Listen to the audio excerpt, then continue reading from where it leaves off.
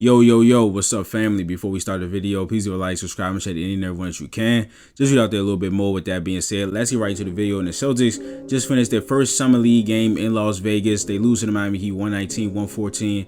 It's a lot to unpack in this game. There was a lot of good things. There was a couple of bad things, but not anything that I'm particularly upset about. A lot of players showed a lot of things. Don't mind the stuff right there. I'm actually packing for Las Vegas. I fly out tomorrow. I will be there the 14th and the 15th. The 15th is when the Celtics play the Lakers, so it's probably gonna be a packed house. You could say I'll have an insider's presence for that game, but I will be there. We'll do a show of like basically all the games I've seen on the 15th, so stay tuned for that. And yeah, all right, so yeah, I'm gonna just start at the top. Of course, the top guy to me tonight was Jaden Springer. 23 points, six assists, 2 steals, 2 rebounds, 3 for 6 from 3, 4 for 4 from the line, 8 for 15 from the field, 0 turnovers. Jaden Springer, like, the defense was still there. We already know that he slides his feet really well, but on the offensive side is where he showed a lot of his flashes, and he just has like a really strong, good running back type of build. Like, he's like 6'2", 6'3", low center of gravity, and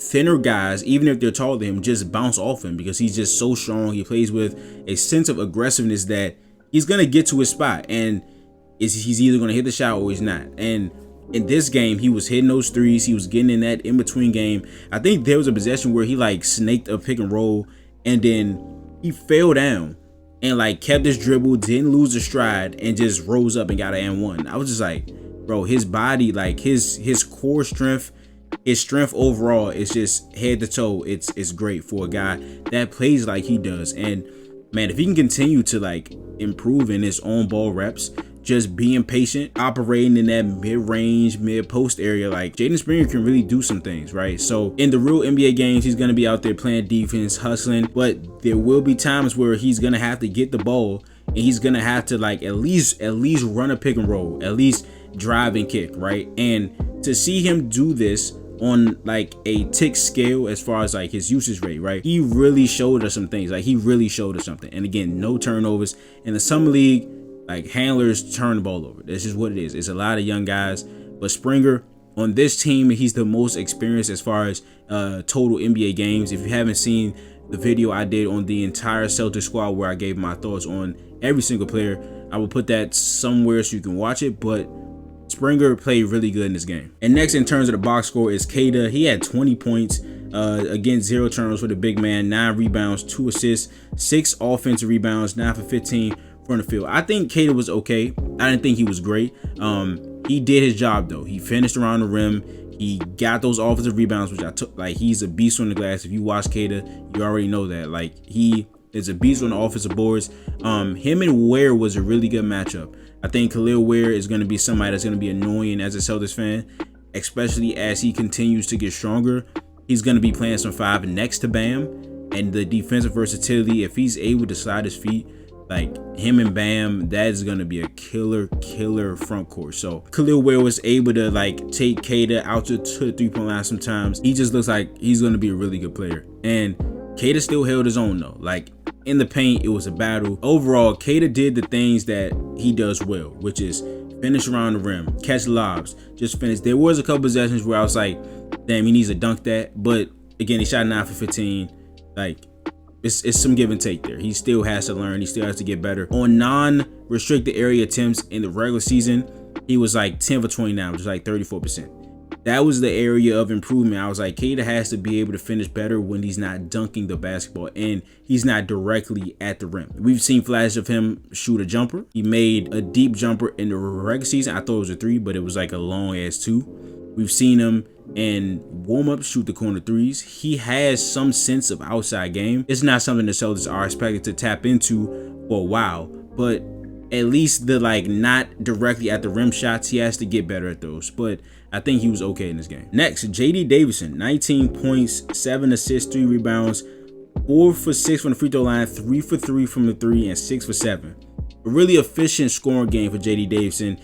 He was a plus in this game, I'm not gonna lie, but the 4 turnovers, he should have had like 7. Like, he was getting stripped on like every 3 drives. He was getting stripped, but this is more of a positive game for JD Davison, of course. The shot, it's the same shot, but he looks a little more dynamic with the ball in his hands. He had a great G League season, averaging about 21 points, 9 assists, and about 5 rebounds. The 3-point shot was in like the 20% range, but he hit him today. And I said in the last Summer League, he shot 7 for 15 from 3. So if he continues this will be the second straight Summer League where he's shown improvement in his shot. Now, the only thing for that is, will it carry over to his G League season? Will it carry over to the handful of NBA games he will get this season?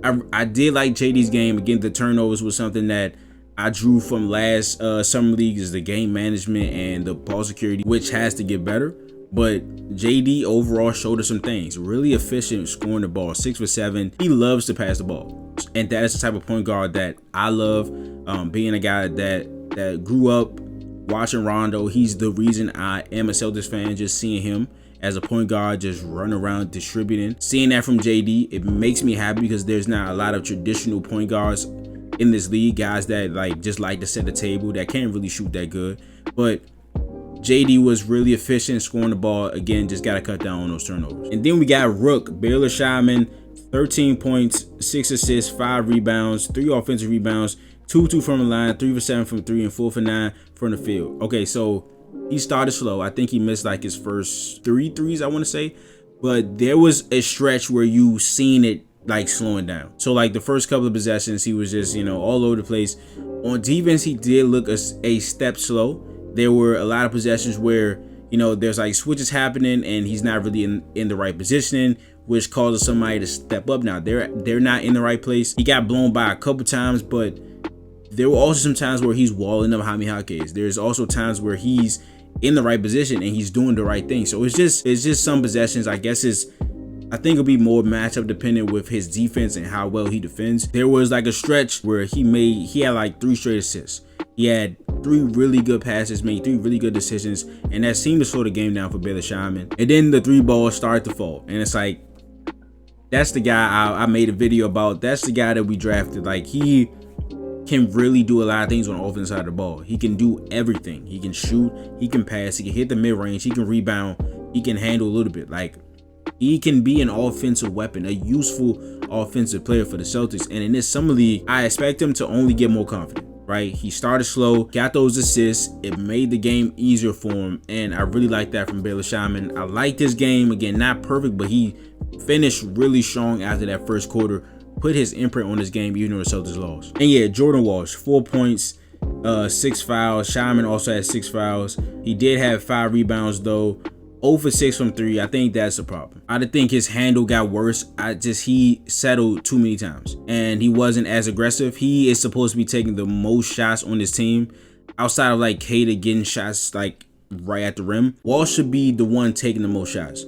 Last Summer League, he averaged about like 18 points. He was taking a lot of shots. He was more aggressive. This Summer League team is better. I think that he should be the main scorer or just attempt to be the main scorer. He can't take 8 shots. In some areas of improvement, I said in my last video, again, if you haven't seen that, go watch that, was of course his outside shot. He shot okay in the G League, about 36% on about like 5 attempts. And for a guy that was coming out of the draft and people saying that like he wouldn't be able to shoot, as soon as I seen his form, it showed me that okay, he has some potential to shoot. So for a guy that was labeled as a non-shooter coming out of the draft, 36% in his first season is heavily. But the second thing was aggressiveness, offensive aggressiveness in the NBA games. Now that's not going wild, like not passing to Tatum Brown, not looking. No, I'm not saying he should look them off and go score. But there were opportunities where he could have ripped through and drove. Like, it's not just always aggressiveness to score, it's aggressiveness doing something, right? In those NBA games, which he played his role as a rookie, if you're wide open, you shoot the ball. But he wasn't going out of his way to, rip and drive, then create, So I want to see some more of that. In this game, that's what it seemed like. It seemed like he wasn't as aggressive. He shot too many threes. I'm not saying all the threes were bad. I just would rather him get to the paint. I want to see more pick and rolls from him in the NBA games. He had a lot of pick and roll possessions where he made the correct read and felt like something that was natural to him. Like he wasn't thinking. When he got in those situations, he just knew what to do. So yeah, I'm not concerned about Jordan Walsh. I think he'll come out way better next game. It's still there defensively though. Like he's still that guy. He blocked a couple shots that I thought he had no chance of even catching up to. Yeah, so I think Walsh is gonna be much better next game, but this wasn't a good game for him. And then off the bench we got Anton Watson, had 8 points, 2 fouls, no turnovers, 1 steal, 1 block, 2 rebounds, 4 for 7 from the field, 0 for 1 from 3. I like Watson. And the first possession he checked in, it told me a lot about what the Celtics summer league coaches think of him, right? The very first possession he checks in the game, he's checking Khalil Ware. So they felt comfortable putting him on the center. That's the type of guy he's gonna be. He's gonna be that switchy defender. Our G League coach said that his on-ball defense was special, and the trust that they put in him already, just having him guard the center at 6'8", and that block he had was crazy. That was showing me some real athleticism there. We got on a breakout today. And yeah, I really like Anton. He's an older player with the IQ. He's able to switch on the defense side of the ball. The summer league team said that they want him to be more aggressive shooting threes. They said he can really shoot. He shot 41% at Gonzaga last season, but only on 1.5 attempts. So it's not like, you know, he's a sharpshooter. But the summer league team seems to see something in his shot, so I hope he can show us that. Then Jamias Ramsey, 16 points on 6 for 8 shooting, also pitched in 2 rebounds and an assist.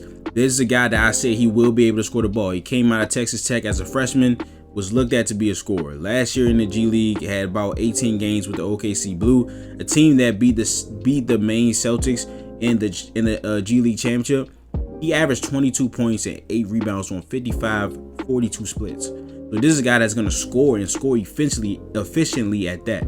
If he's able to show some stuff on the defensive side of the ball and continue to score at this rate, at this efficiency, a team is going to take a look at him. Like, there's no doubt. He played a couple games with the Raptors this season, so he's gaining some traction, trying to get back into the NBA circle. So I really liked what he showed. He's a guy that is just wired to score. You can see that he was born to put the ball into the hoop.